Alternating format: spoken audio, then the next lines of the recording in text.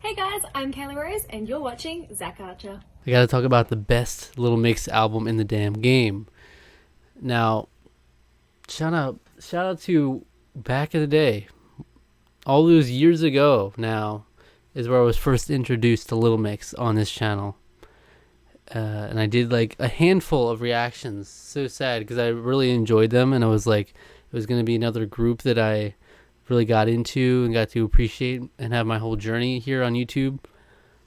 It ended up not being what it was so much. At the time I had so many artists I was juggling, and as I've moved away from just doing music reactions, it was not prioritized as much, and it gets kind of lost in the shuffle, especially when I was doing music requests at the time.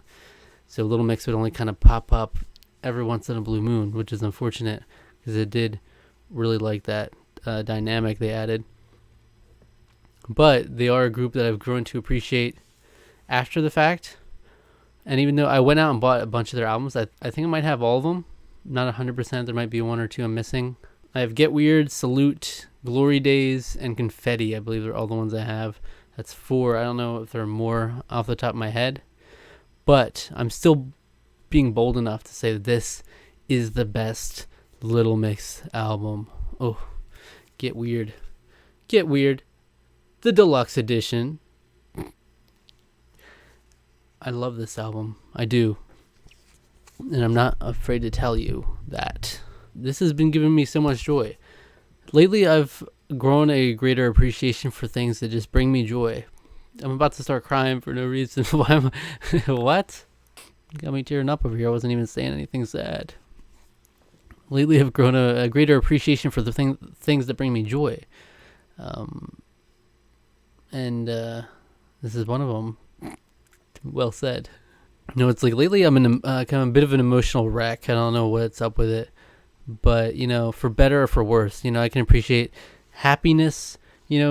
Last year and since then, Dua Lipa's albums have given me great joy, and I appreciate that. They've just been fun to jam out to. But this has been like something else for me right here. This album in particular, like I've been shuffling through the other ones, and this one's like by far my favorite, even though there's some great stuff on the other ones. This one's like this standout for me. Now I don't have my finger on the pulse of the Little Mix fan base really, so I have no idea if that's a hot take or not, but it's like, man, this one spoke to me. Like there's some corny stuff in here, but I think there's some way cornier stuff in like some of the other ones where it's like I don't even know. I don't know the names of the songs also, so I'm kind of bad with that. But I mean, there's some of the iconic, the most iconic ones that I knew like from about Little Mix from my surface level knowledge, or both on this album. That's Black Magic and Secret Love Song. And I gotta say they are like super one of the two of the most popular songs, and I think it's for good reason. I think it's well deserved. They're really great. Secret Love Song is like one of my favorite songs, period, now. And I think Jason Derulo is great on it as well. Though the performance I watched and reacted to on this channel, which you can still watch, I really love that as well. It's cool. It was their solo take. And I mean, that's what Secret Love Song Part 2 is basically.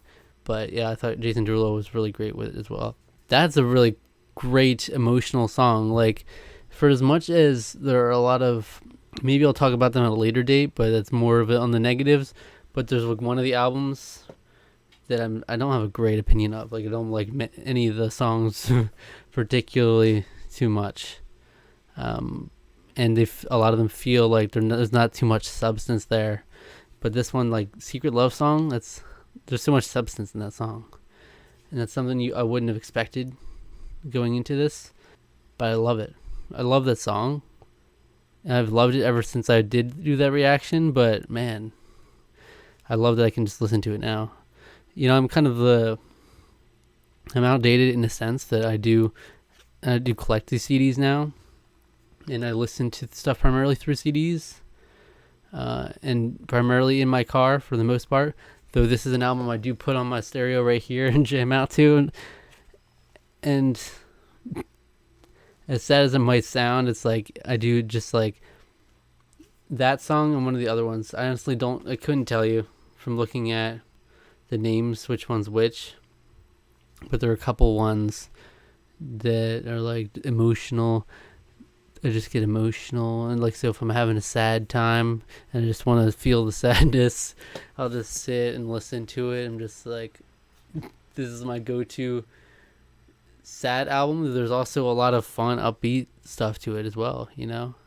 And Secret Love Song, you know, it's not necessarily just a sad song, like it is, but there's also like a certain upliftingness to it. I don't know. But yeah, it's weirdly a sad boy album for me sometimes. But it's also an album I love. I just have a lot of fun with in general. So I just wanted to give props to this. I wish I knew them well enough by name. I don't generally, because it's just playing through the album. But I wish I knew enough by name to like identify specific points for each of these songs. Maybe I should have come prepared and wrote notes on them. But I wasn't planning on doing a full-on detailed review. I wouldn't do that. But maybe I'll talk about some of the individual songs in the future. Because that's the thing with me, is it is hard for me, even like albums I listen to for a lot about times. It's hard for me to differentiate songs based on titles specifically. Even Dua Lipa, where like I've listened to that Future Nostalgia album especially a lot of times, it can be hard for me, even when it's like I know what the song is. Like I can tell you what Levitating is. I can tell you what like Hallucinate are. Like a lot of the music video ones are easy for me to identify in that way. But then it's like you say a name of one, it's like I know I love that song, but I can't just picture it off the top of my head. I'd have to hear you give me the first second of the song and I instantly remember the whole thing. But just talking about it, it's hard to. So that's one of my weaknesses. I don't know. That might be just a general thing of music, though. Because generally, when you are listening to music, you're not looking at the names of things. So I think that makes sense.